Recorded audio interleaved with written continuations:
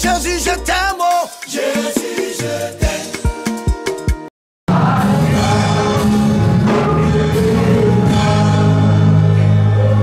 Est-ce que quelqu'un peut ovationner son Dieu?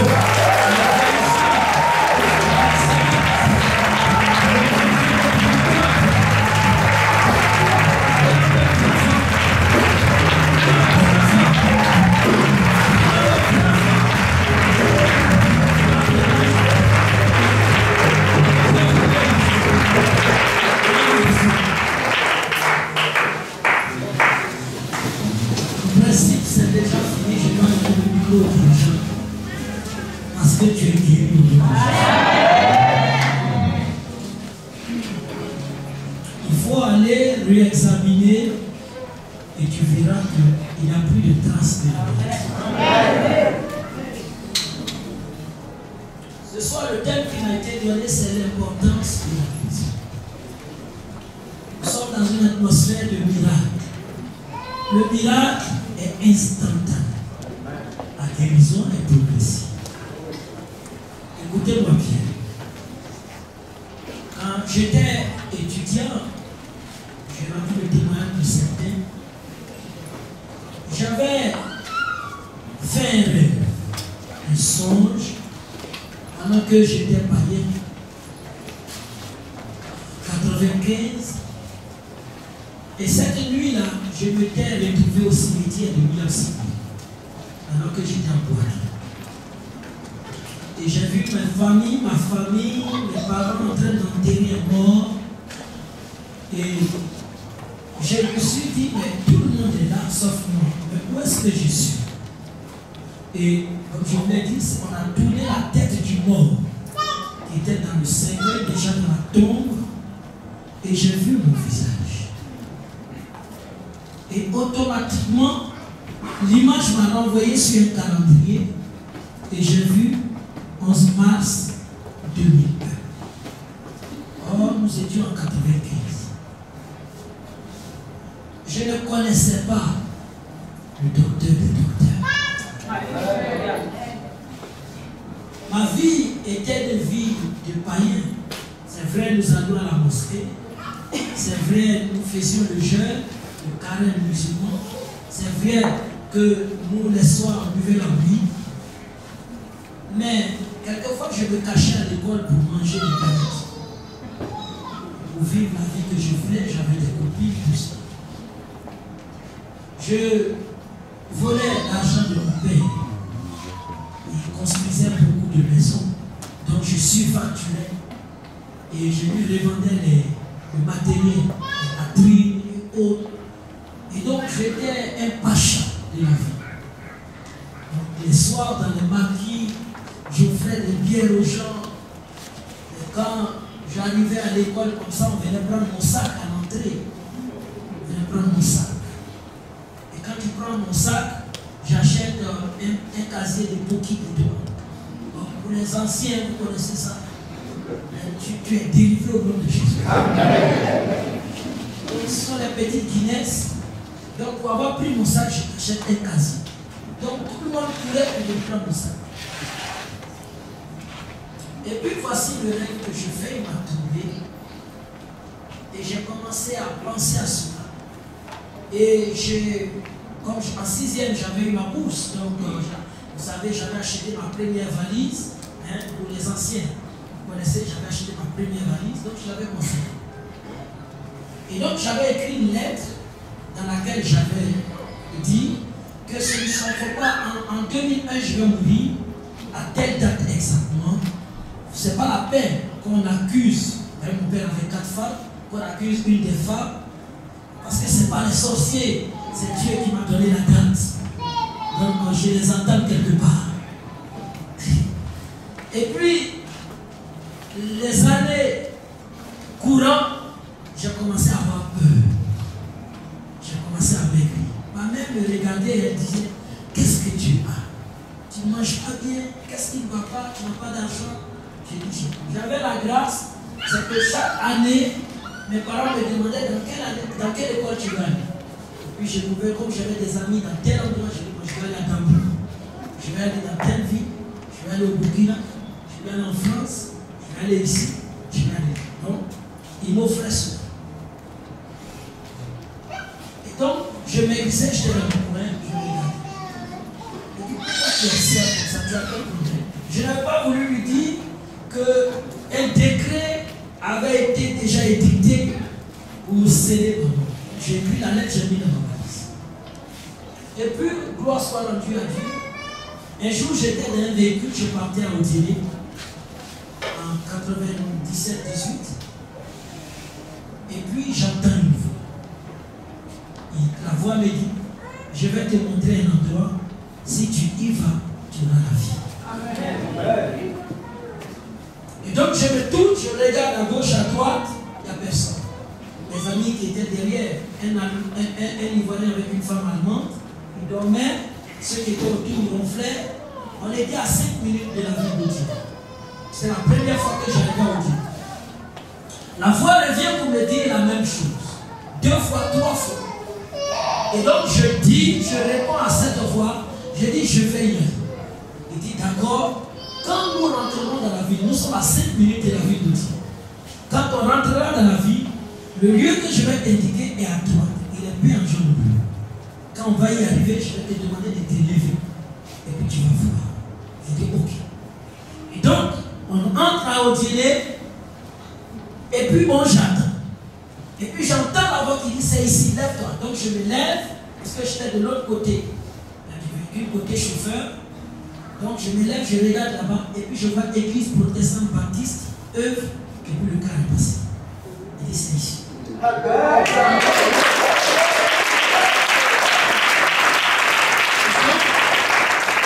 Mon oncle était sous-préfet à Mignan. Ce sont les Nida que vous connaissez. Il était sous-préfet à Mignan. Et donc, je vais à Mignan, je fais 1 mois et je reviens à Odile.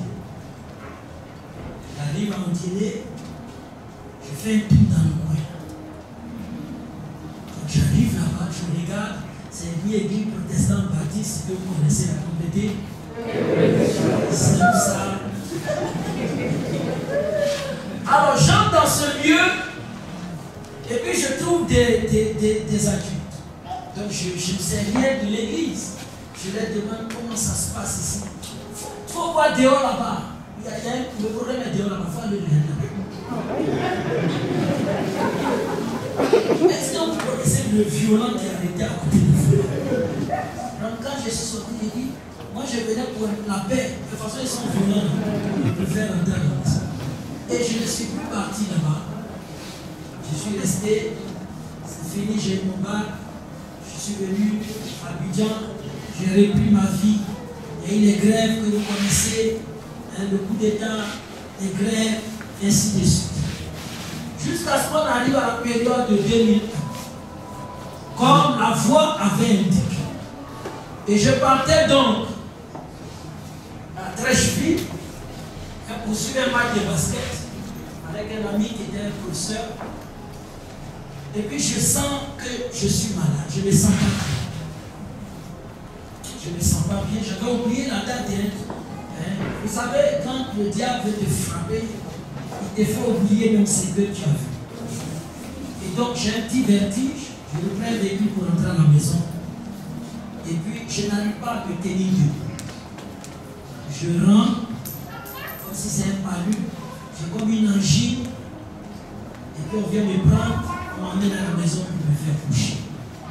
Cette nuit-là, cette soirée, je n'ai pas mangé. Je ne me sentais pas bien. Et vers 1h du matin, j'ai commencé à sentir des picotements sur moi. Donc j'ai réveillé mon cousin.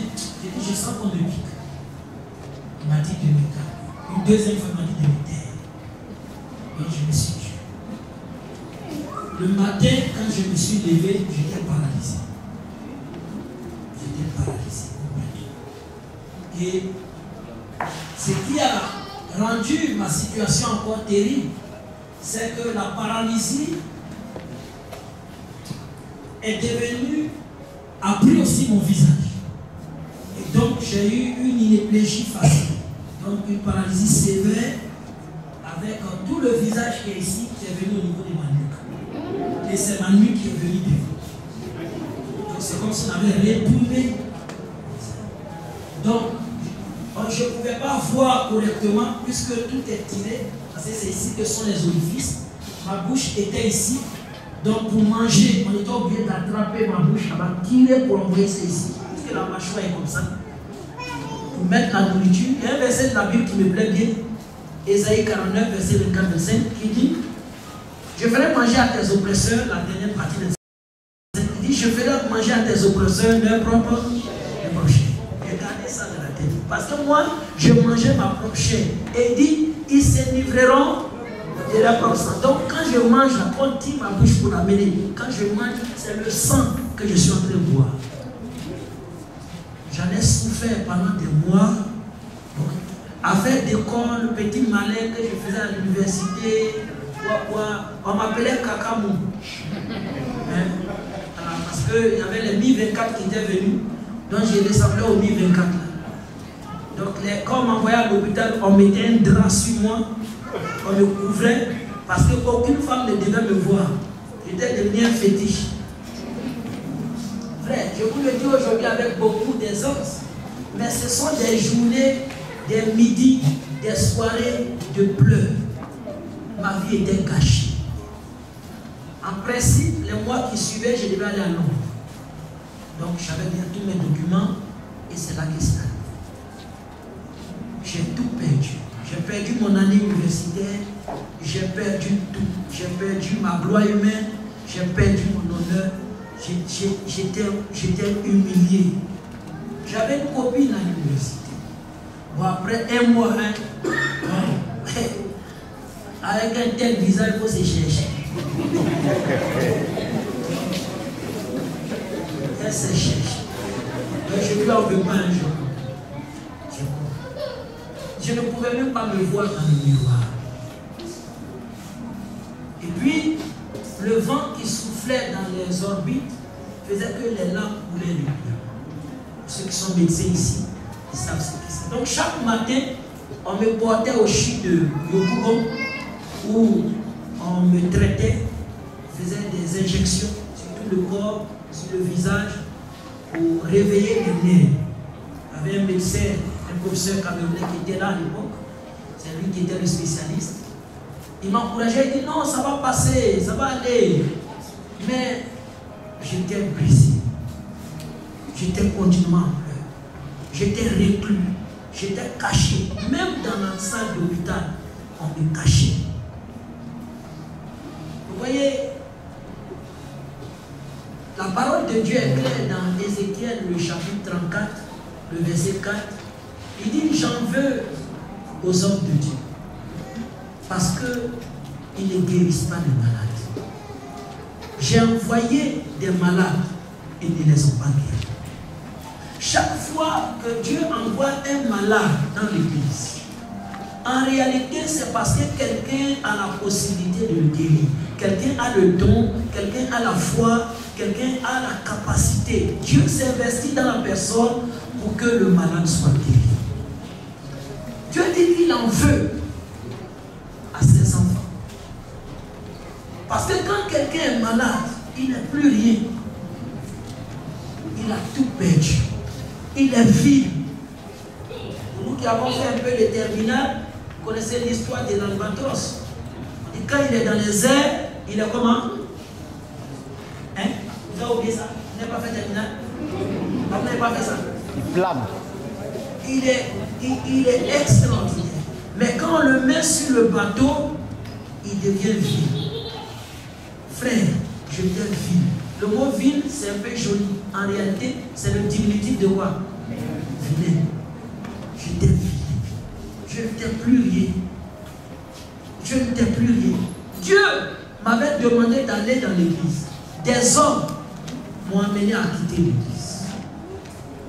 C'est pourquoi ton attitude dans l'église, ta façon de recevoir les hommes, les femmes, les gens qui viennent, peut jouer en leur défaveur ou en leur faveur. Moi, j'étais musulman.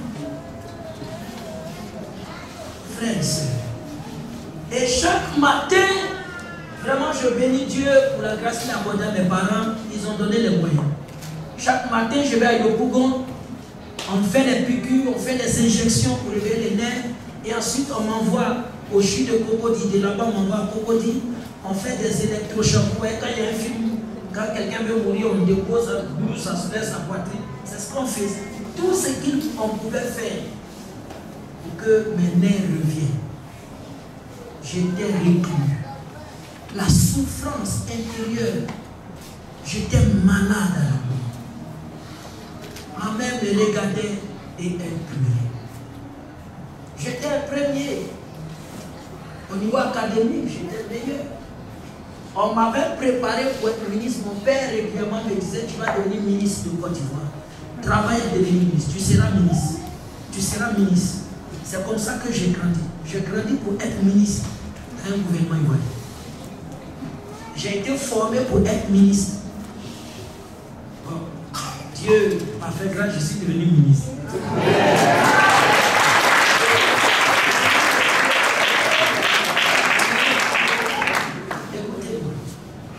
J'ai passé 6 mois comme ça dans la douleur. Chaque matin, Yopougon, Cocody, Abobo, Abobo, Yopougon, Cocody, Abobo. Mes amis, passés en année supérieure, moi je pouvais pas. Et un jour j'étais là couché. Et il y a une de mes soeurs, une cousine par là. C'était une colérique. Elle était entrée dans ma chambre, elle m'avait regardé. Et elle m'a dit, je vais te dire quelque chose. Je dis, oui, parle. Elle dit, je connais un endroit. Si tu y vas, tu auras la vie. La même parole qui avait été prononcée dans le vécu. J'ai dit, je vais y aller. On va lire un passage avant. Jérémie chapitre 15, le verset 18.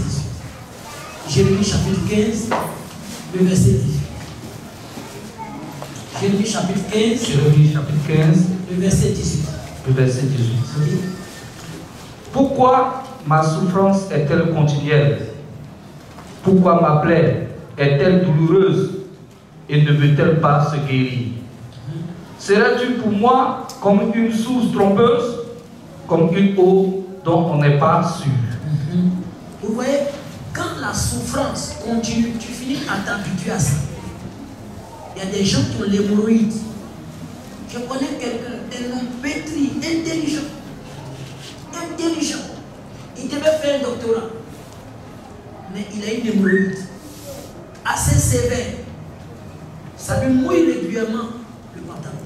Et c'est le sang, ça gicle comme un bœuf qu'on a égorgé. Et tout ce qu'il connaît, il a fait. Tout, il allait au Ghana, il allait partout. On lui a dit pour finir, on va opérer. Les gens lui ont dit, fais attention, si tu opères, tu vas pas faire 3 ans. Il est obligé de traîner cette souffrance, cette humiliation. J'ai connu un autre à Soubré, un homme grand de taille, beau garçon, un colosse. Quand tu le vois, tu dis, ouais, ça c'est un garçon. Le jour au culte d'une prédication, Dieu m'a dit, il est malade. Je lui ai dit, frère, tu es malade. Et cette maladie, là, voilà, c'est une maladie de honte, voici. Il était impuissant sexuellement. Il avait pratiquement 53 ans. Il n'a pas de femme. Quand nous avons commencé à prier, Dieu me dit, je vous l'ai dit ici, une fois, dis-lui que c'est sa mère qui a arraché son sexe en sorcellerie.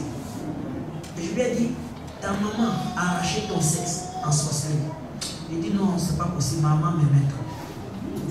Je lui ai dit, mais dis-moi, ta maman, elle est là, elle vit. Il dit, elle est décédée. J'ai dit, elle est décédée. J'ai dit, mais quand elle est décédée, quelle est l'histoire qui tourne autour de son décès? Est-ce que tu as appris quelque chose? Il a réfléchi, il m'a regardé. Il m'a dit, il y a une petite histoire, mais je ne sais pas si c'est vrai. J'ai dit, vas-y. Il paraît que quand on la lavait dans la douche mortuaire, les gens ont vu 2 sexes. Elle portait 2 sexes. Un organe féminin et un organe masculin. Il dit, c'est pour toi là, ça va, ça elle est morte. Les gens que vous voyez autour de vous souffrent. Vous les voyez dans des vestes, dans des voitures, dans des ceci. Mais le degré de souffrance de ces gens, ils souffrent tellement qu'ils ne vivre avec leur souffrance. Des gens qui ont des plaies qui ne guérissent pas depuis des années. Je connais une fille, elle avait une plaie là, qui soignait régulièrement. Depuis qu'elle est petite, c'est la prière fervente qui a séché ça. Elle a été guérie. Les parents lui ont dit, elle vient du Nord, c'est une de nos cousines, les parents ont dit, où est le monsieur qui a prié pour toi? On dit, on te la donne comme femme, il faut la prendre cadeau. C'était un pasteur, lui aussi il était célibataire. Donc, en même temps, mieux.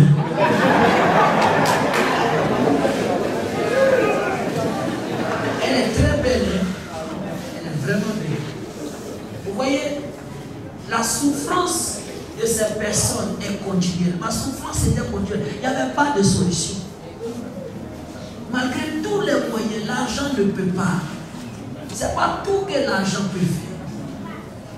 Frère, demain on va parler de la souffrance morale, on va parler de la douleur de l'âme.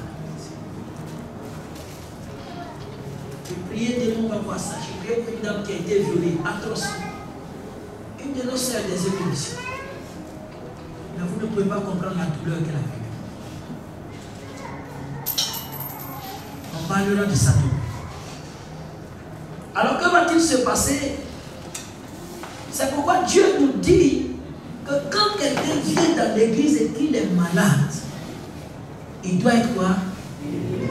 On doit prier pour la guérison.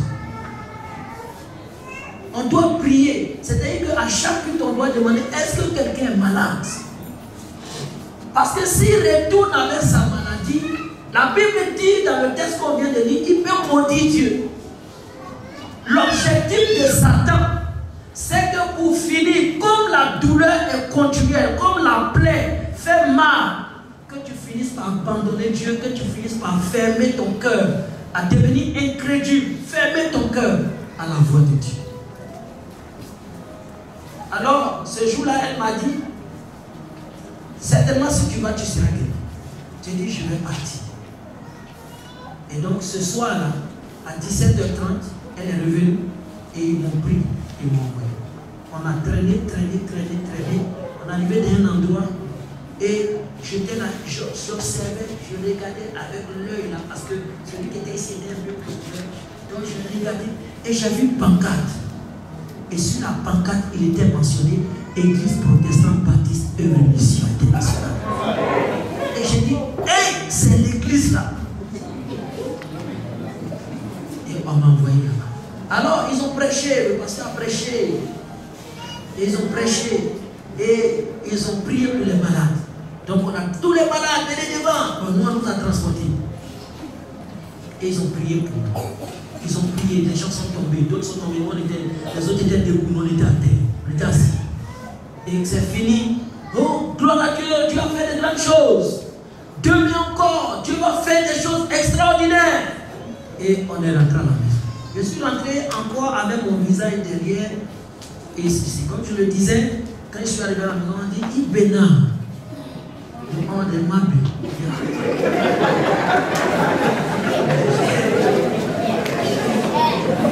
Ça veut dire, est-ce que tu es tombé? Parce que là-bas, on sait que quand tu tombes, c'est que tu es un sorcier. Donc, et on a fini. Et vers 1h du matin, pendant que je dormais, j'ai senti des picotements. Et quand j'ai regardé avec mes yeux, j'ai vu que le ciel était ouvert. Et j'ai vu des gens en blouse descendre et venir se mettre autour de moi.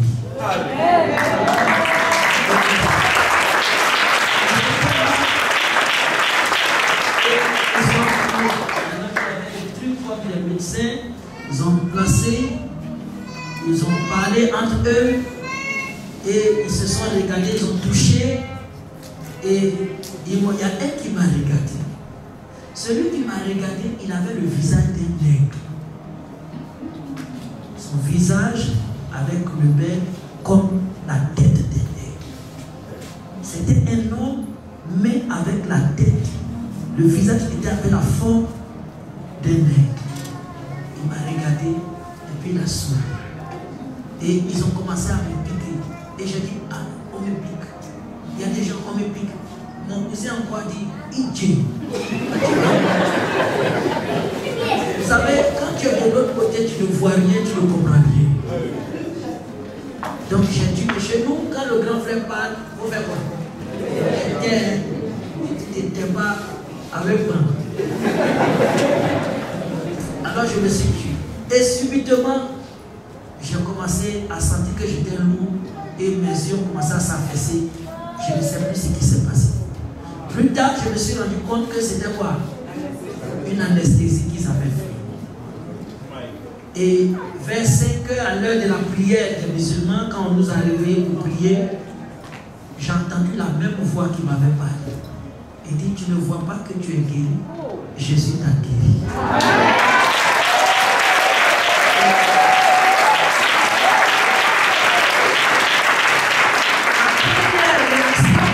C'est pas mes pieds ni mes bras, ça c'est rien. C'était mon visage, donc j'ai couru vers le miroir pour regarder et je me suis vu.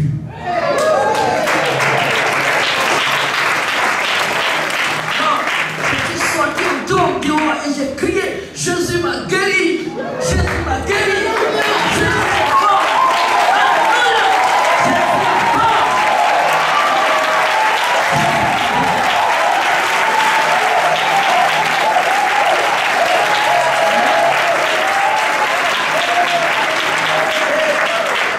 Ils arrêtaient rapidement la prière, ils me regardaient et j'étais réellement guéri.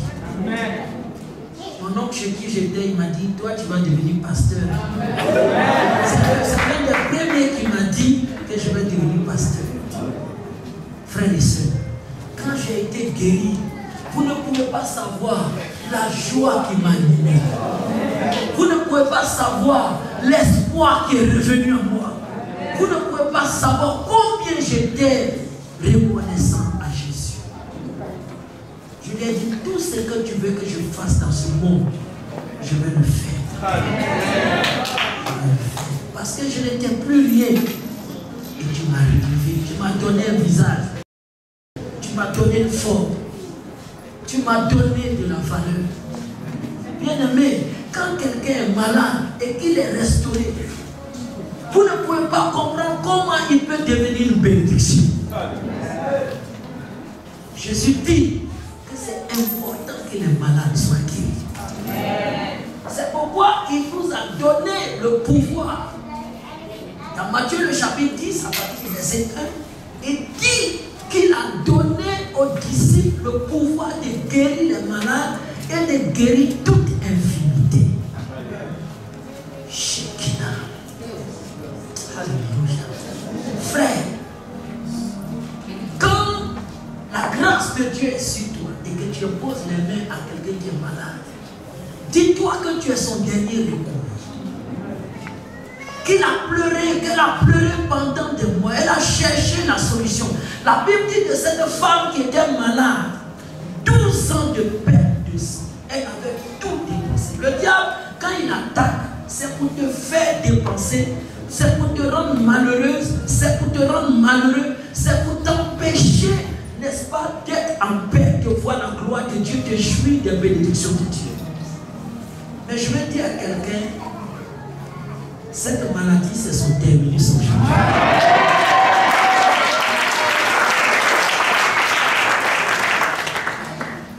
Alléluia.